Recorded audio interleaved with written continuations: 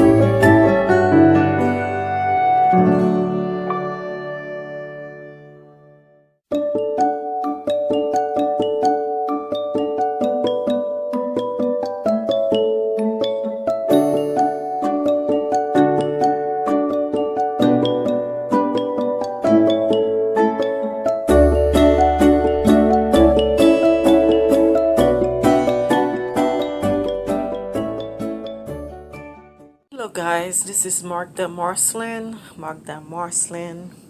Thank you so much for all of you who were part of my 30-day challenge. Unfortunately, I could not do a video where I write the whole name down, where I wrote the names each individual.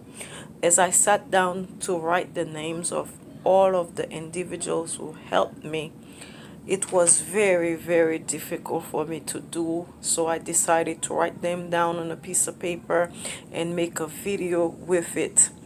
So here I have so many names, I don't even want to begin to say the names, especially those of you who celebrated with me on the last day, of the challenge. It was an awesome day where I had Prissy came to the live stream, and all of you who came to the live stream, you can see some of your names here.